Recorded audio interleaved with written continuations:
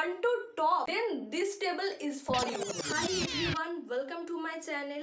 NORCET 10 is within 5 months and all of you are like in a hurry कि आप सब लोग daily theory revise कर रहे हो, एमसीक्यू प्रैक्टिस कर रहे हो एंड डेली टेस्ट सीरीज देते जा रहे हो, पर at the end of the day you all are like कि क्या होगा, कैसे होगा, क्या हम इस बार में अपना नॉर्सेट क्लियर कर पाएंगे, क्या हम अपने ड्रीम एम्स में सिलेक्शन ले पाएंगे। तो आपके जो इतने नेगेटिव मार्किंग आ रही है, आपकी एग्जाम में रैंक इतनी ज़्यादा आ रही है, नंबर्स इतने कम आ रही है, तो इसके लिए आप सारे इतने स्ट्रेस्ड आउट हो। So this is the high time to analysis your position in the next NORCET. आप में से बहुत सारे फ्रेशर्स हो एंड बहुत सारे रिपीटर्स हो जिसकी ये लास्ट टाइम अटेम्प्ट भी हो सकता है and all of you are really stressed कितने नंबर लाने से आप एक सेफ जोन में रह पाओगे एंड प्रीलिम्स में क्वालिफाई करके मेंस में सिलेक्शन ले पाओगे। और आप में से बहुत सारे का ऐसा भी ड्रीम है कि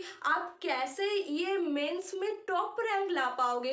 तो this is the high time to analysis your position according to your preparation and according to the NORCET 9 result and rank. So for only this reason I have made this video and I have just searched up all the NORCET 9 mains PDF and I have just summarized our toppers rank and toppers numbers. That's why you can have a crystal clear idea कि आपके कितने numbers आ रहे हैं and मैं जब इस board में से नंबर आप लोगों को बताऊंगी टॉपर्स की, ताकि आप लोगों को क्या करना है, मेरे साथ साथ आपके जो डेली टेस्ट सीरीज में नंबर आ रहे हैं उसमें आप सब लोगों को आपके मार्क्स के साथ ये बोर्ड्स में जो नंबर लिखा है वो मार्क्स आपके कंपेयर करना है एंड देखना है कि if you are lagging behind or not.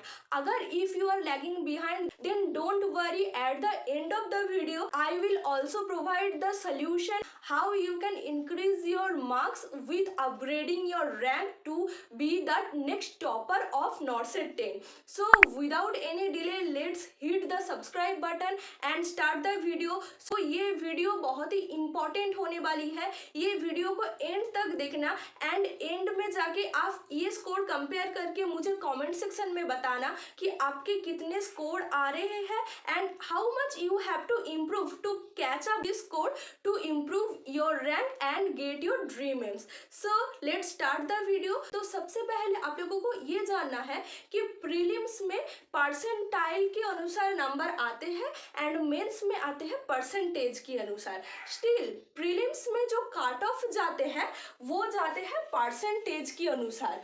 But why I am still talking about cutoff if you are wanting the main and top rank, because prelims में सिर्फ और सिर्फ क्वालिफाई होना होता है एंड मेंस में क्या है, जो सिलेक्शन लाना पड़ता है, इसलिए मेंस में टॉप रैंक बनना होता है। प्रीलिम्स में ऐसा कुछ नहीं, just clear your cut off. Prelims के नंबर और रैंक के मुताबिक कभी मेंस के रैंक के सोचना भी मत कि मेरा प्रीलिम्स में टॉप में आ जाएगा तो मेंस में भी मैं टॉप कर सकूंगी। मेरा प्रीलिम्स में बहुत ही नीचे रैंक गया है, मैं क्वालिफाई हो गई हूँ, फिर भी प्रीलिम्स में मेरा नीचे रैंक आएगा। प्रीलिम्स का जो टॉपर है मेंस में मैं उसके साथ कैसे कंपेयर करूंगी, ये कभी भी सोचना मत, because this is a to complete different paper. You don't know what kind of question are going to come. ठीक है, तो सबसे पहले हमें देखना है नॉर्सेट 9 के प्रीलिम्स की cut off.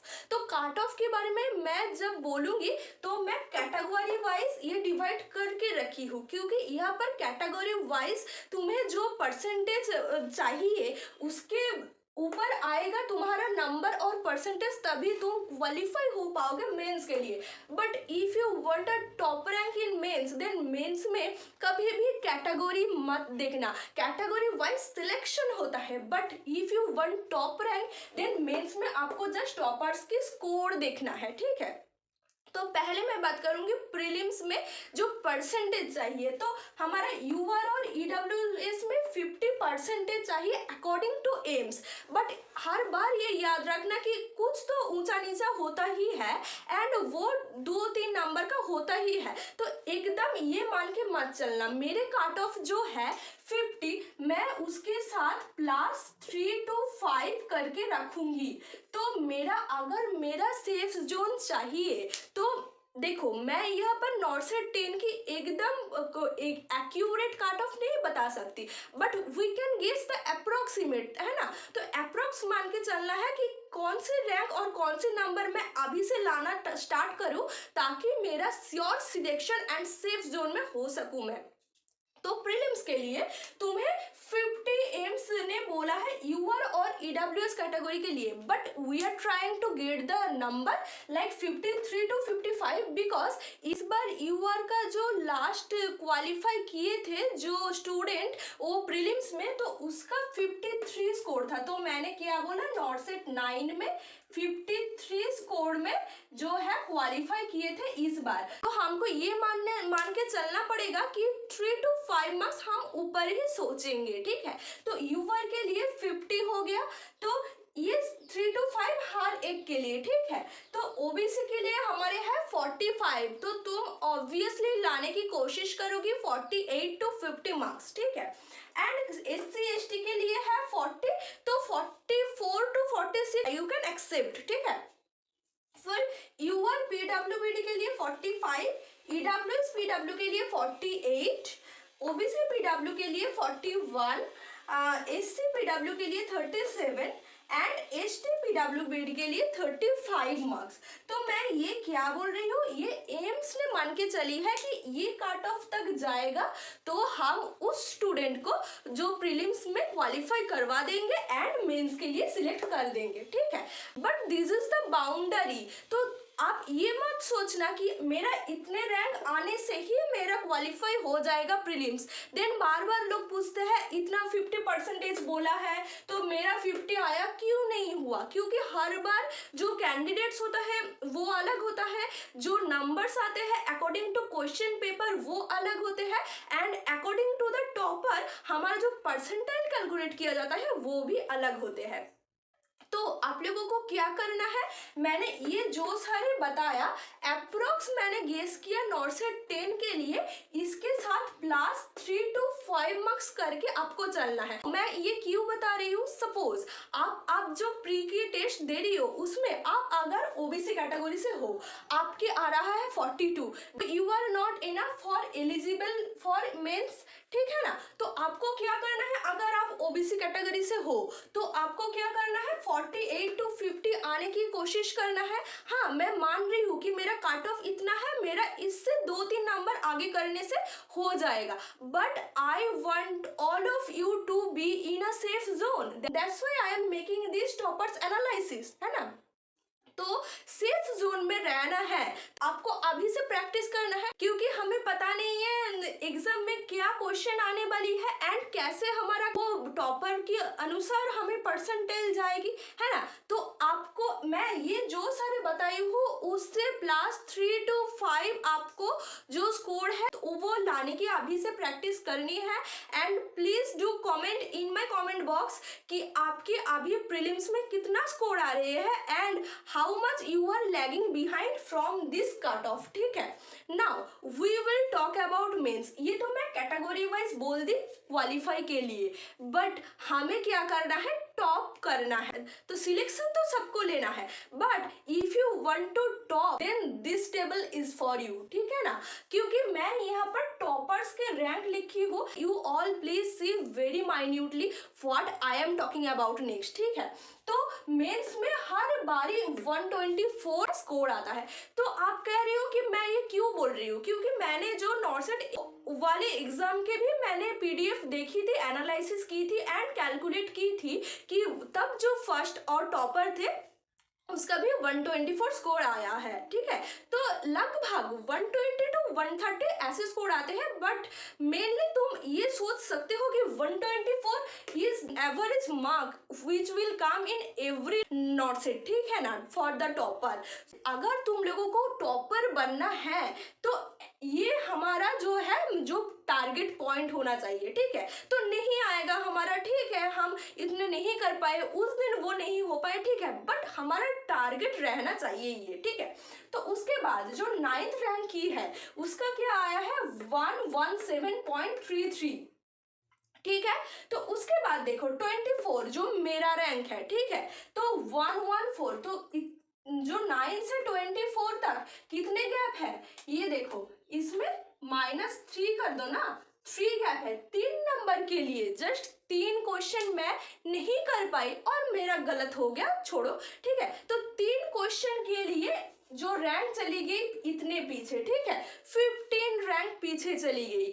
And what is the funny point is this कि जो 23 रैंक की है एंड जो 25 रैंक की है वो भी जो सेम मेरे जैसा 114 रैंक लाई है, क्योंकि वो रैंक कैसे डिसाइड होती है, जो रोल नंबर वाइज डिसाइड होती है। तो उसके रोल नंबर मेरे रोल नंबर से ज्यादा आगे था, इसलिए उसका 23 रैंक आ गया। जो 25 की है वो भी 114 स्कोर लाया है, बट उसके रोल नंबर मेरे रोल नंबर से पीछे था, इसलिए उसका जो रैंक आया है 25 एंड मेरा रैंक आ गया है 24, ठीक है। अब तुम्हें माइन्यूटली देखना है कि ये जो रैंक है, रैंक के बीच की गैप देखो एंड जो है स्कोर के बीच की गैप देखो। मैं ये टेबल इसीलिए बनाई हूँ कि जो तुम सोचते हो ना, जो तुक्के मार देते हैं हो जाएगा, घर में भी हो जाता था, ये उन सब बच्चों के लिए है, खबरदार आगे से तुक्के मारे तो, क्योंकि देखो कितना कम गैप है जो हमारा स्कोर में एंड रैंक कितने पीछे चले गए। And you all are like attempting the second time of NORCET because I want this rank and also I am guessing the answers, है ना। तो दोनों तो एक साथ नहीं होगा बेटा, है ना।